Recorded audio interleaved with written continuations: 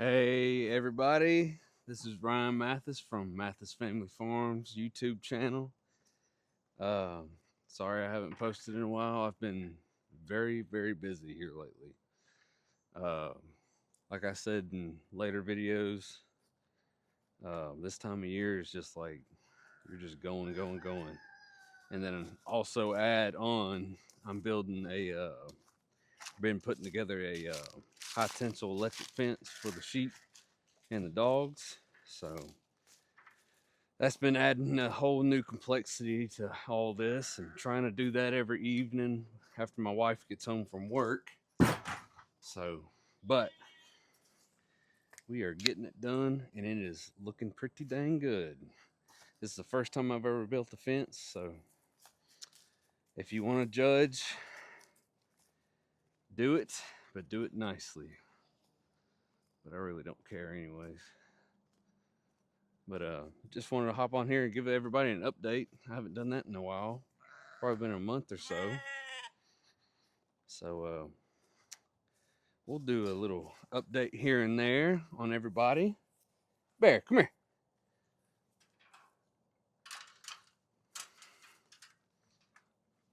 So we'll start with these guys. These are our Katahdin lambs.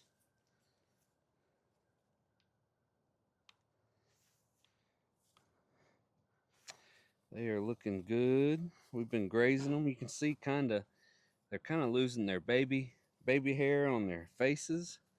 They're not looking like little, or they're starting to get a little skint head. But yeah, they've been eating good and whatnot, chilling in their pen. We have been letting them out to graze all this grass here lately too. Yeah, they're starting to get pretty friendly too. This one's my favorite right here. She's got the prettiest little face. I like this one too. Freckles times two. They are just looking so good.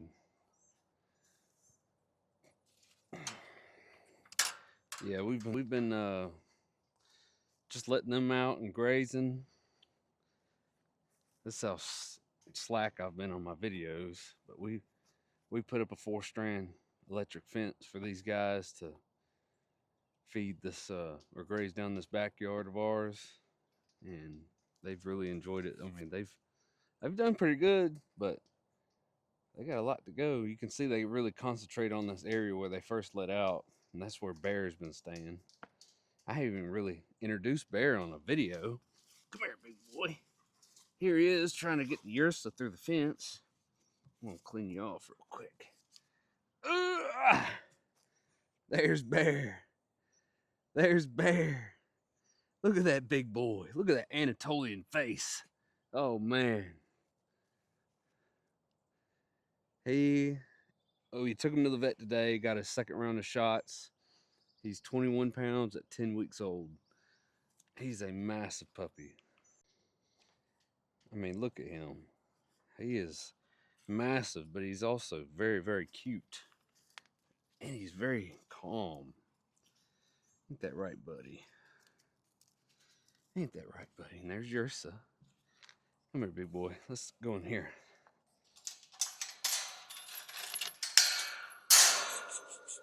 Come on, Bear. Come on, Bear. Come on. Ursa, quit. Come on, Bear. Good boy. Bear, come on now. All right, he'll climb under if he wants to. Ursa. Ursa. Ursa. Yours is getting very big. As you can tell. I mean, she's probably 60 or something pounds. She's the ram, he's losing his hair and everything on his back. Hopefully all these girls are nice and pregnant. See how they run? He just stays. He's just super chill. Come on, Bear. Yeah, here's their dry lot, is what I like to call it. You see, stuff wants to grow, but these sheep just do not allow it. at all. Ursa's feed. Check that real quick. Good.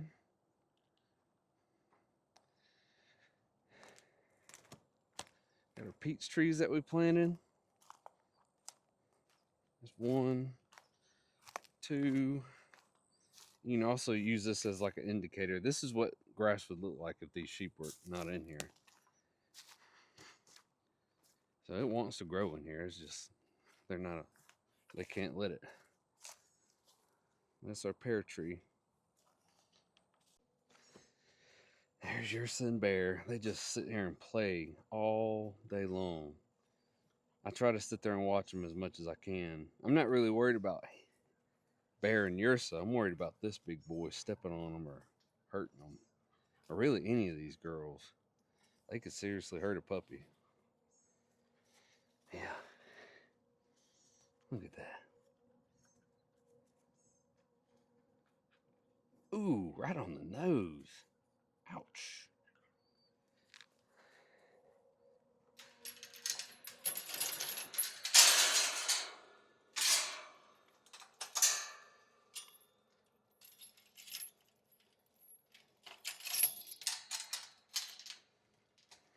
That ram, I mean, he don't really mind much. But I'm sure when he does mind, it ain't gonna be pretty. We'll show y'all everybody else what all's been going on. Pigs, like I said in their video, they got a butcher date for May 25th. So got about a month and a half left of them, if not a little bit more. But they're, doing the same thing, same old, same old.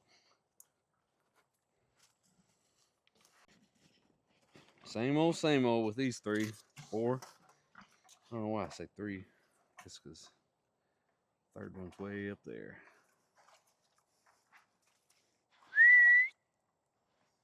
Come on down here. Yeah, picky, picky, picky, picky. Oh, here it comes. Come on. There you go. Yep, but these guys, you know how they are. It's been so hot and dry lately. I've been watering them or letting them have a little mud hole so they can get cooled off. I know some people don't want that for their pigs, but I'd rather them wallow and be pigs than not be pigs. A lot of these pigs, I mean, I'm sure some of their brothers and sisters where the place I got them from, they never even saw the daylight of the sun or the moonlight. They just put in the warehouse. So I think this is the best life a pig could have. Look at that. I mean, come on. Who wouldn't want to sit in that? Who wouldn't want to sit in that with them? You know? It's like a big hippo. Come on, take a dive. Go ahead and plunge in there.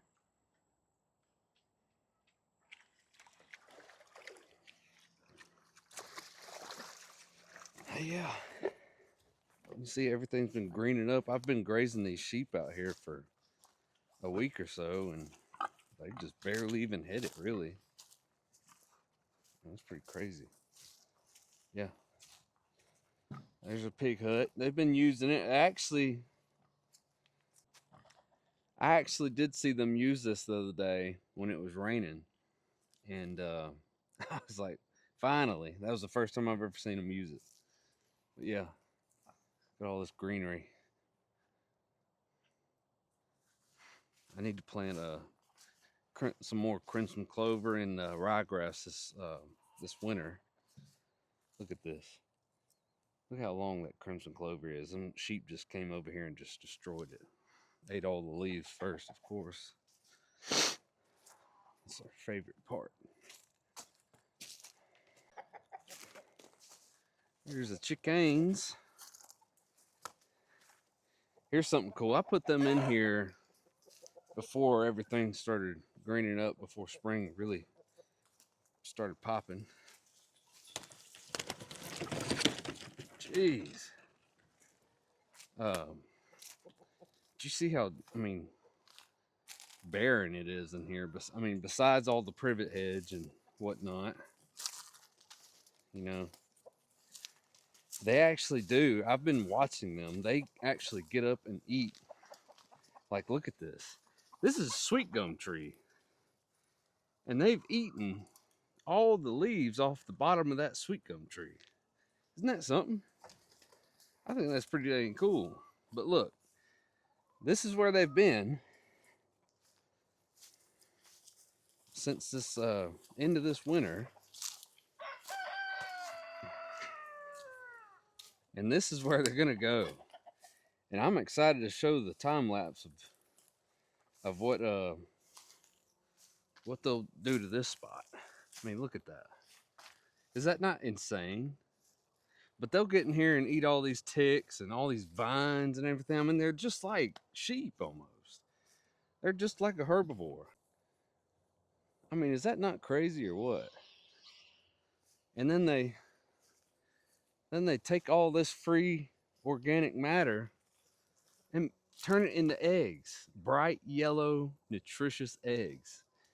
It is it's just amazing. I love it. Then we'll go over to the other set of chickens, which they're my meat birds, Cornish cross. They are 5 weeks old.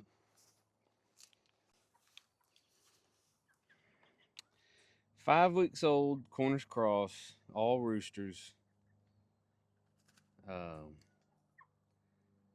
think what my plan is for half of these is to let them go for one more week and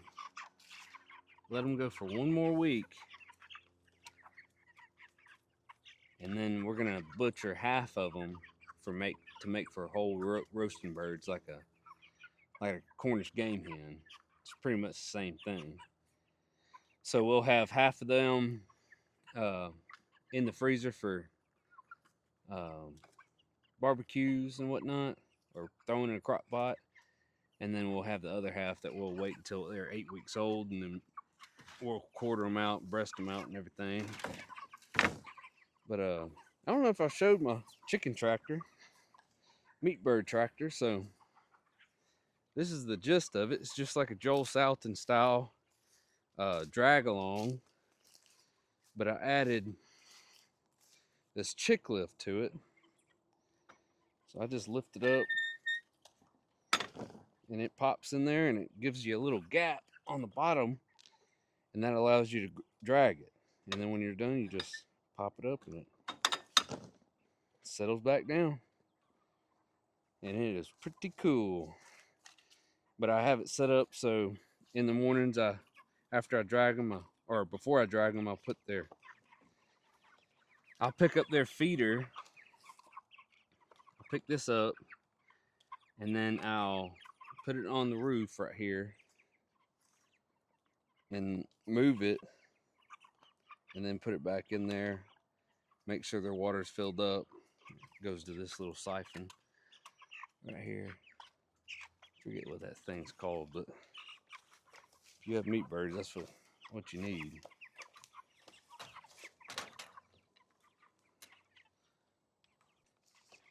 But yeah, got about 3 more weeks with these guys. 1 more week for half of them, and 3 more weeks for the biggest ones. So, but here's the biggest update we have on the farm, and I really haven't introduced him that much. But this is Bear. He came from a woman that breeds them or farm. Say woman, she raises them, Anatolians, but she has the largest goat farm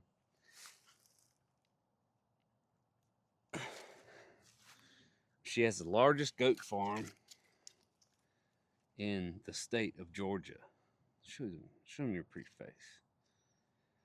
Largest goat farm in the state of Georgia. She told me that she has 13 Anatolian Shepherds. So that's a lot of dogs, but that's also a lot of livestock to protect. But he comes from good breeding stock. He's AKC registered and all that jazz. But he's pretty dang cool. He's very chill, very protective. You can already hear him barking at night and everything with Yersa. Even at 10, he's only 10 weeks old too. So he is very cool.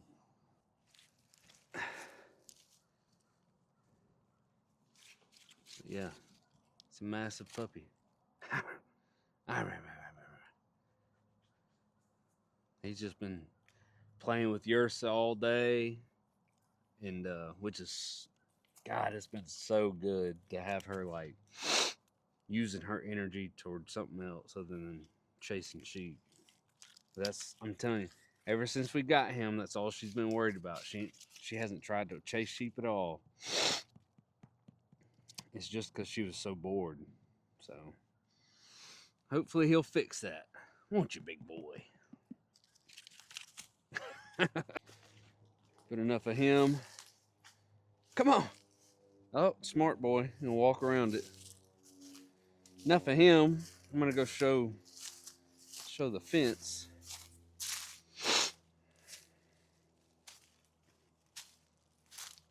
Look at him. He already. I'll take him with me, actually. Come on, big boy. Come here.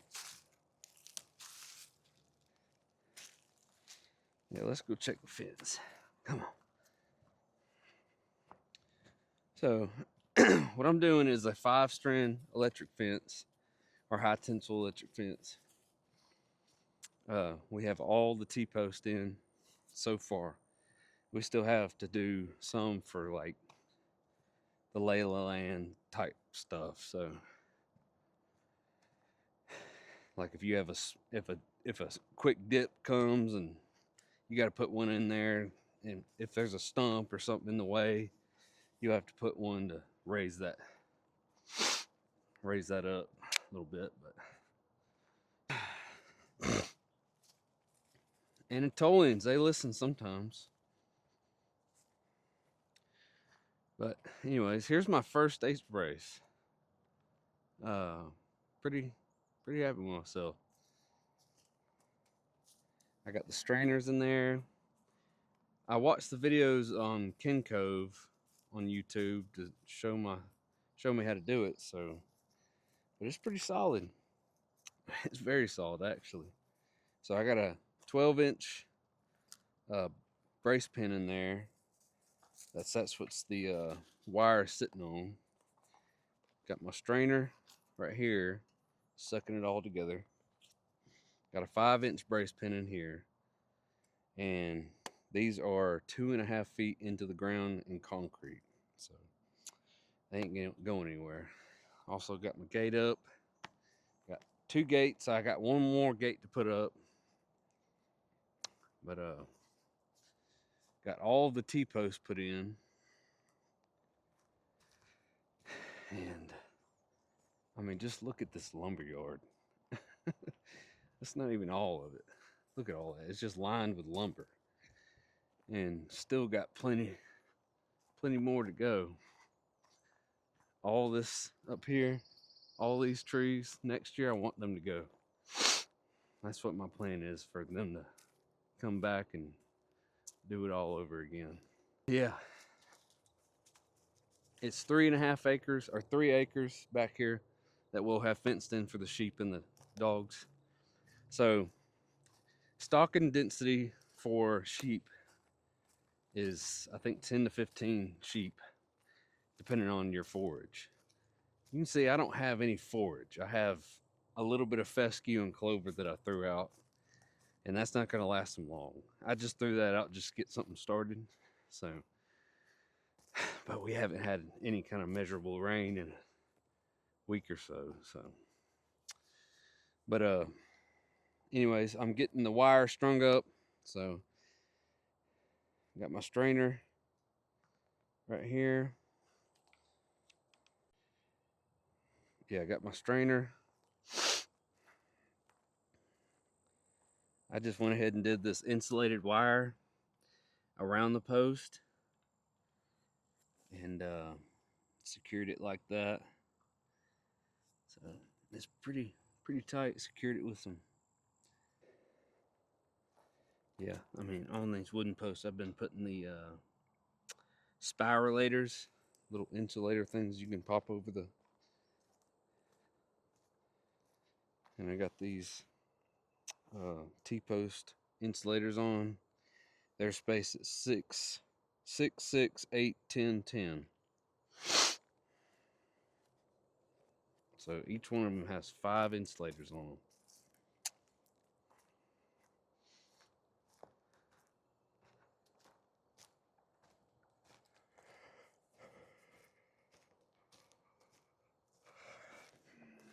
This is my first corner post.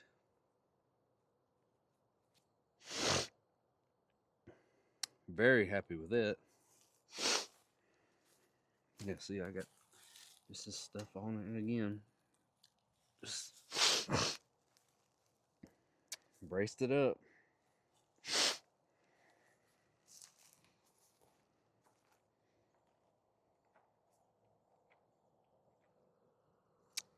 But anyways, see right here how it's kind of like a low spot. We'll probably have to put one right here just to raise it up so it doesn't start shorting out anywhere. Or we might raise that one up. Anyways, just got a lot of adjustments that we got to do, but we can do that. We just need to string up this wire first. So I got the first strand up. I just wanted to see how difficult it was going to be. And it's not, I mean, it's not too bad, but you definitely need 2 people here. Definitely helps to have 2 people. My brother came and helped me with the T-post the other day. My wife helped me with the insulators. And my dad's coming to help me with the stringing out the wire Sunday. So it's just a process. Look who's coming to join me. Hey, big boy. What are you doing, big boy? Hey, big boy. What are you doing? What are you doing? But yeah, got these 3 posts in the ground down here. That's just for support for the low spot.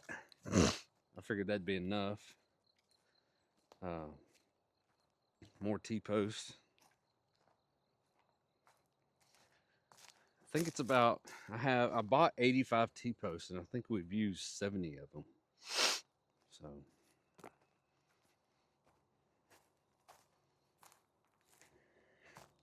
it's not too many, but we'll see. Golly, Georgia needs some rain bad, y'all. Y'all pray for us. I mean, this start of this hay season is not looking too good. Of course. I mean, it is dusty dry out here.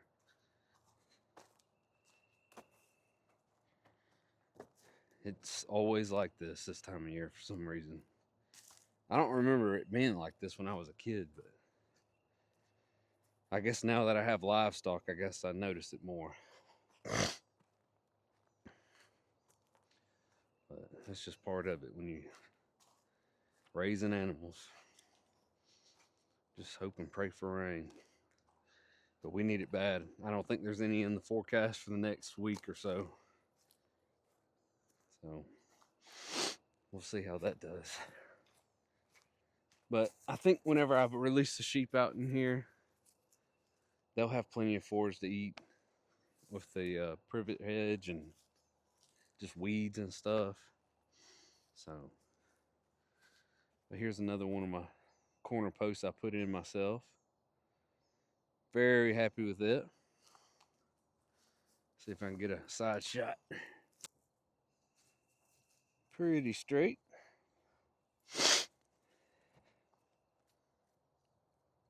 Pretty straight. But yeah, pretty happy with that. I think this was the best corner brace I did, for sure. Like I said, lumber mill. These are all logs that the guy I hired out cut down and stacked up for me for my brother-in-law to cut up in his sawmill. Here's something interesting I did. So this post right here has got like a slight bend in it, and I just didn't feel like I needed to put an H brace right here for this kind of distance, or like a corner brace. So what I did was I stuck this post in the ground, 2.5 feet. I dug a post and put it in the ground right here in concrete, and then I set these two at 2 feet in the ground in concrete. So whenever this wire pushes up against this post, it'll force it all into that post and into those two posts. I saw it on Facebook, so I'm not taking credit of it, but just wanted to see how it would do. Hopefully it does good. But yeah, hopefully we'll have this fence. Golly, this sun is brutal. Hopefully we'll have this fence done this weekend. I can definitely see it being done Sunday. All we got is to put insulators on half of them. That's a little time consuming and kind of mundane. But anyways, so we got those to put T-post or insulators on, all up there and all up through there. So probably more than half. So we've already gotten all those up there, and then all along here, all the way up there.